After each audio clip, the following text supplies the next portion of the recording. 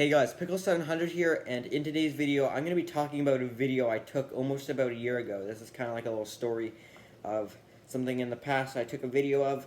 So, if you watched one of my recent videos of what happens when you pull the fire alarm, I went over how the system is monitored, sometimes directly from the fire alarm panel, or in my area through a security panel, and I said how that can be an issue and how I saw it firsthand.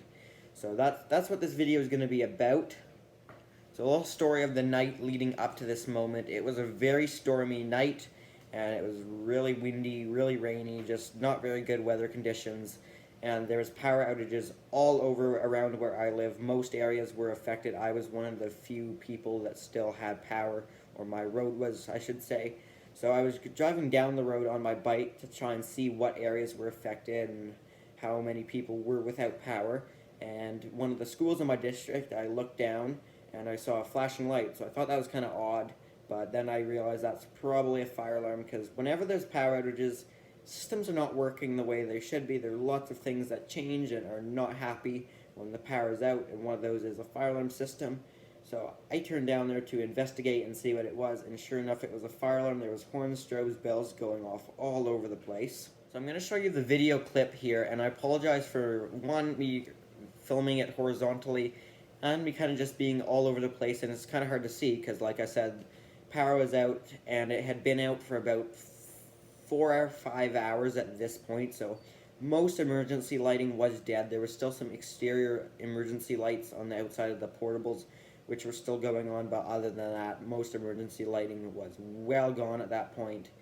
And so was the security system, which we will talk about later. But fire alarm system was definitely going, so here's the kind of really crappy footage I do have of that.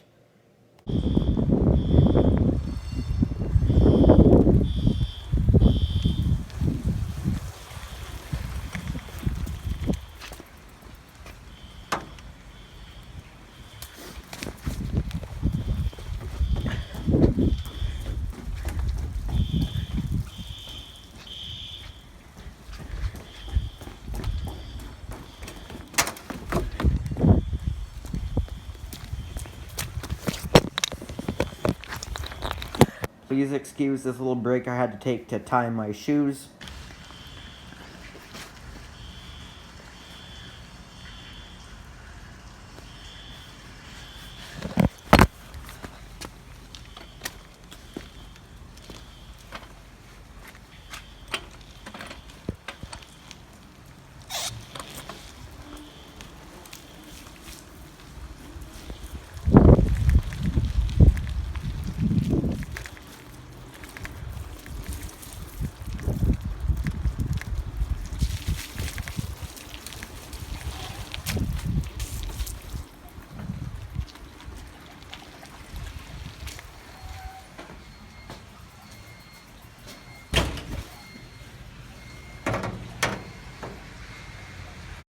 So this is the school's annunciator, and as you can see, there's a yellow light on the bottom, which is a trouble.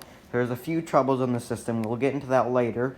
And then above, you can see there's 2 red lights, and those are 2 alarms. So I'm not sure exactly why there are 2, but I will get into this later. So just wanted to show you, this is the annunciator. You can hear it not in a good mood in there.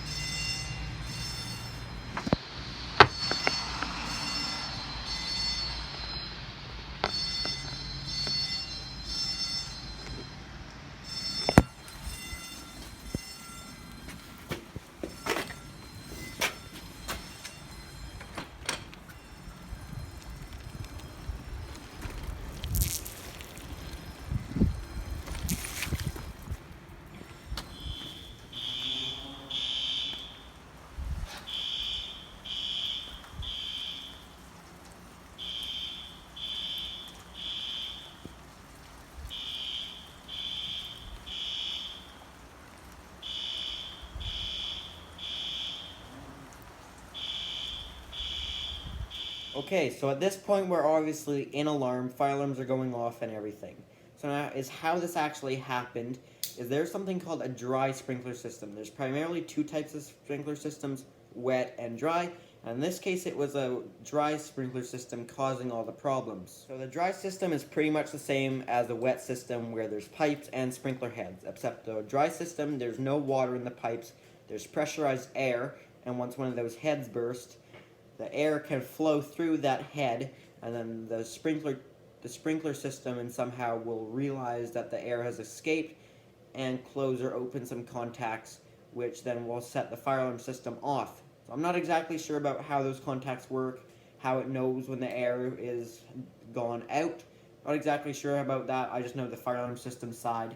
So basically, there's a small leak in this dry sprinkler system pipe. So air is escaping. And normally, like I said, there's pressurized air, which is done through an air compressor. But since the power's been out for about 5 hours at this point, that's 5 hours without the air compressor running. So at this point, the leak has gotten to the point that the air has pretty much all escaped. And now normally it's never been a problem before because the air compressor has always been able to overcome this small leak, meaning that the compressor is putting in more air than the system would ever lose through this small leak. So it's never been a problem when the power's on. But the leak became too much for 5 hours of no compressor, and eventually the air pressure got too low in the system, and that some contacts would have closed, and the fire alarm system would have seen that as a closed contact and thought that there is a water flow underneath the portables. So there was no water flowing at this point. So I believe once it runs out of air, the pipes may become flooded with water, but obviously there's not much water going to get out, being this leak is so small. But the system doesn't know that at that point. I believe the flow switch would have been tripped at this point. So fire alarm system sees a flow under the portables. And now there's also probably going to be a low air trouble. That would have came on a while ago because somehow it knows how much air has been lost. But not quite an alarm yet. And then I'm assuming once the air got too low, that's another alarm.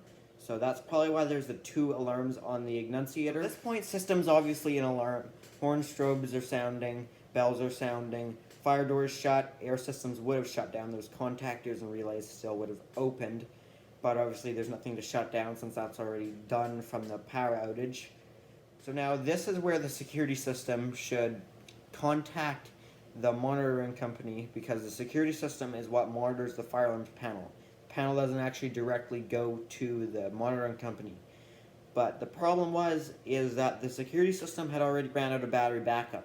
Fire alarm system was obviously still going strong, but the security system not so much. The batteries in there had died already, so a building had no security system. If I wanted to break in, there would have been no alarm at that point. And that also means that obviously it couldn't communicate back to a monitoring company.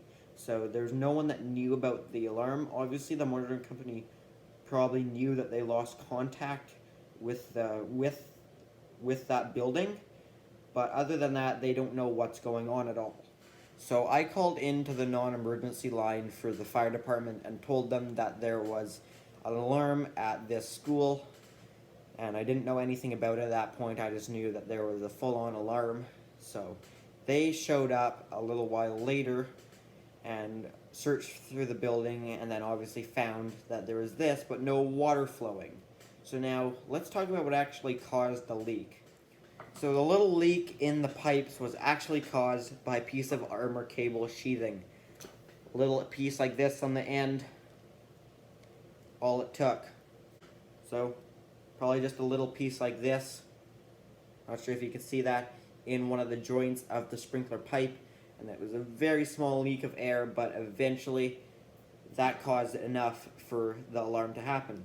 So the next day, plumbers came out to fix the system, because I'm assuming water had flooded at that point and needs to be taken out of the pipes, obviously because it's a dry system. And there was repairs done to where the leak was, and also for the security system, bigger batteries have now been put in, or they were replaced because they may have been just due to be replaced and couldn't handle at that point. But the fire alarms were on for probably about 45 minutes to an hour on battery backup. And that's since I arrived. They could have been on for a couple hours before I got there even. I doubt it. but I'm not sure how long a system like that could handle. They obviously think I have to handle 5 minutes an alarm. Maybe it's been up to 20 minutes now, but pretty impressive for an all bells system, because bells take a lot of current, and obviously the portables have their booster panel out there. But still, pretty impressive for how long that system remained in alarm for, still sounding the devices. So guys, that's about it for this video. If you enjoyed this video, make sure to hit the thumbs up button. I know this was a little different, so leave a comment down below saying if you didn't like it or if you did like it, so either will or won't make videos like this again. I just thought it was something that you guys might find interesting since I never showed those clips before. But either way, thanks for watching. Make sure to subscribe.